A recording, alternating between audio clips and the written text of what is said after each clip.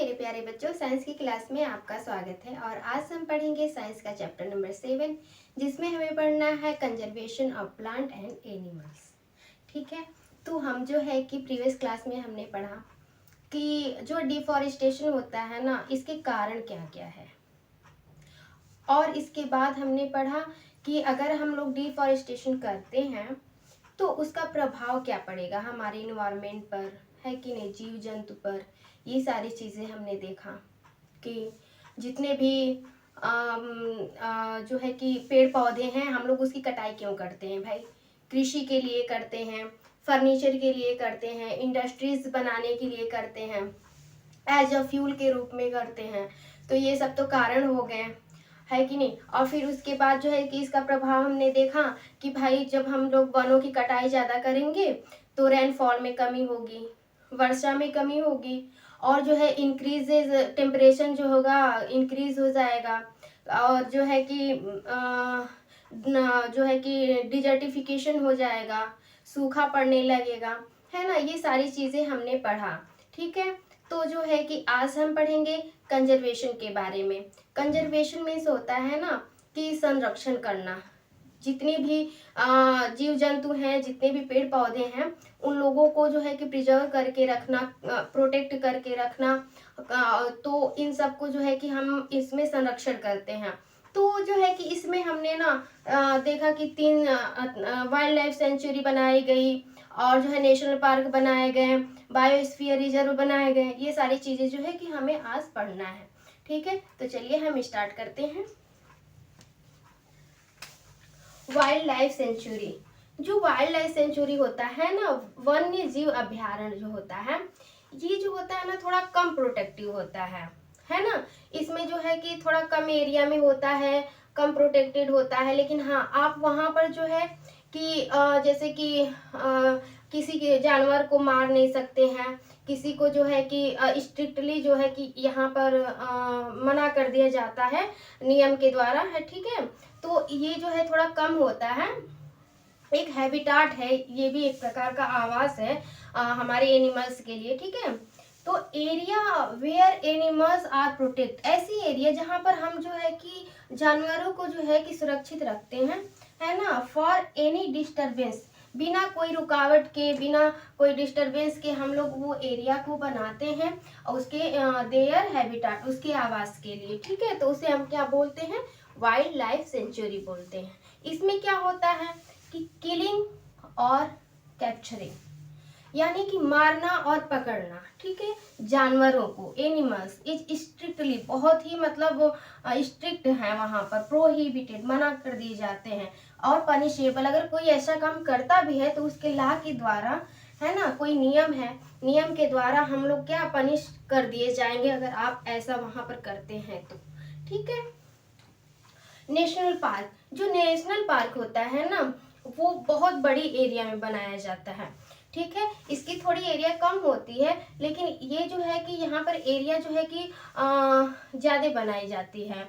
और जो ये है ना, यहाँ पर जो स्थानीय लोगों के लिए बनाया जाता है, और ये इसको हम डिटेल से पढ़ेंगे नेशनल पार्कों को, ये ज़्यादा बड़े एरिया में बनाया जाता है। ठीक है, तो एरिया रिजर्व, इसके लिए एक क्षेत्र चुना जाता है, उसको रिजर्व किया जाता है, wildlife where they can freely use the habitat, इसको फ्रीली रूप में जो है इसका आवास हम बना सके, एंड नेचुरल रिसोर्सेज, प्रकृति के द्वारा। ठीक है, तो इसके लिए हमें जगह बहुत ज्यादा चाहिए, तो इसको हम जो है कि डिटेल से पढ़ेंगे।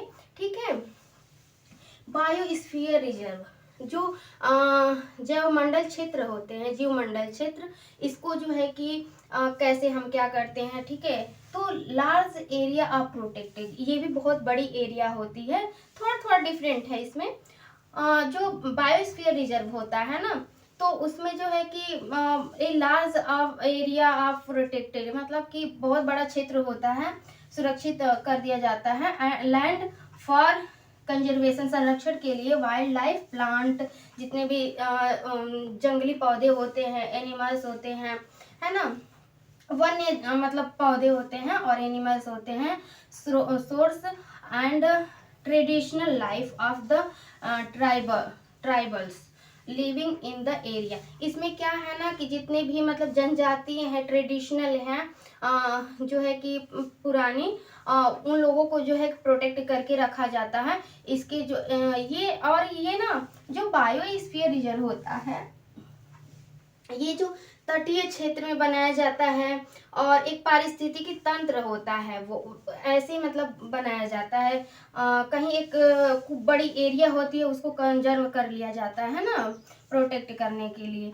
Area means for conservation of, अब ये डाइवर्सिटी के लिए, जैव विविधता के लिए ना, जो हमारे मतलब पर्यावरण जो है, पारिस्थितिक तंत्र में जो जैव विविधता है, उसके लिए जो है कि बायोस्फीयर रिजर्व बनाया जाता है। और उसमें क्या क्या आते हैं, flora and fauna found in a particular area. इसमें जो है फ्लोरा एंड फौना जो है एक मतलब पर्टिकुलर एरिया होता है, एक इसमें जो है कि पाए जाते हैं। ठीक है, यहाँ पर फ्लोरा हमने आपको समझाया ही कि फ्लोरा मीन्स होता है फ्लावर। फ्लावर किस में आएगा, प्लांट में आएगा। तो जाहिर सी बात है फ्लोरा का मतलब यहाँ पर प्लांट होगा और यहाँ पर फौना का मतलब होगा एनिमल। ठीक है, इसको आप लोग समझ लीजिएगा कि फ्लोरा क्या होता है, फौना क्या होता है ना। अब हम पढ़ेंगे एंडेमिक स्पीसीज। एंडेमिक स्पीसीज क्या होती है, ऐसी स्पीसीज जो बहुत ही विशिष्ट रूप से एक ही मतलब स्थान पर पाई जाएगी, एक पर्टिकुलर एरिया में, एक पर्टिकुलर क्षेत्र में ही पाई जाएगी और वो कहीं भी नहीं पाई जाएगी। ठीक है, जैसे कि ऑस्ट्रेलिया में कंगारू है, वो क्या है, वो कहीं और किसी देश में पाया जाता है नहीं, सिर्फ वो ऑस्ट्रेलिया में ही पाया जाएगा। ठीक है, तो उसको क्या बोलेंगे, एंडेमिक स्पीसीज, एंडेमिक एनिमल्स हो गए। ठीक है, तो ऐसे जीव जंतु पेड़ पौधे जो सिर्फ एक ही मतलब एरिया में एक ही जगह पाएंगे और दूसरी जगह वो पाएंगे मतलब पाए ही नहीं जाएंगे। ठीक है, तो ऐसे एंडेमिक स्पीसीज होते हैं। तो endemic species those species of plant and animals which area found exclusively in a particular area, एक ही क्षेत्र में पाए जाएंगे और कहीं नहीं पाए जाते हैं। ठीक है, जैसे साल एंड वाइल्ड जो है मैंगो, साल और जो है जंगली आम का जो पेड़ होता है वो एंडेमिक फ्लोरा होता है, एक प्रकार का फ्लोरा। हमने बताया ना कि यहाँ पर प्लांट होता है, फ्लोरा होता है, प्लांट होता है। वो कहाँ पाया जाता है, पंचमढ़ी जो है कि बायोस्फीयर रिजर्व, यहाँ पर पाया जाए, सिर्फ यही पंचमढ़ी बायोस्फीयर रिजर्व में यही पाया जाएगा। ठीक है, bison, India giant squirrel and flying squirrel, ये दो प्रकार की जो स्क्वायरल है ना, ये भी सिर्फ जो है कि आर एंडेमिक फॉन। अब देखिए फौना यहाँ आया ना, फौना में क्या होगा, ये सारी क्या है, स्क्वायरल जो उड़ने वाली हैं, जो बहुत बड़ी हैं, वो स्क्वायरल जो है वो फौना है, एक प्रकार की एनिमल्स है, तो वो एंडेमिक है भाई, वो सिर्फ यहीं पर पाई जाएंगी और वो कहीं पाई ही नहीं जाएंगी। ठीक है, अब हम देखते हैं कि रेड डेटा बुक क्या होता है। ठीक है, ये रेड डेटा बुक जो होता है ना, ये एक प्रकार का आधिकारिक जो है कि दस्तावेज होता है, जिसमें ना कि जैसे विलुप्त की कगार पर जितने भी मतलब प्रजातियां हैं वो आ गई हो अगर, ठीक है, और जो दुर्लभ प्रजातियां हैं उनका जो है रिकॉर्ड रखा जाता है इस डेटा मतलब रेड डेटा बुक में। ठीक है, तो ऐसी जो इसे हम मतलब साधारण भाषा में बोल सकते हैं कि भाई जो एक ऐसा ये दस्तावेज होता है, आधिकारिक दस्तावेज होता है, जिसमें कि हम विलुप्त की कगार पर आने वाले जितने भी प्लांट एनिमल्स होते हैं, ठीक है, या दुर्लभ प्रजातियां होती हैं, उनका जो है कि इसमें हम रिकॉर्ड रखते हैं। ओके, ठीक है, तो उसको हम क्या बोलेंगे, red data book. Okay, source book which keep a recorded of all the endangered animals and plants. ठीक है, इसमें हम बुक एक प्रकार की किताब होती है जिसमें हम क्या रखते हैं,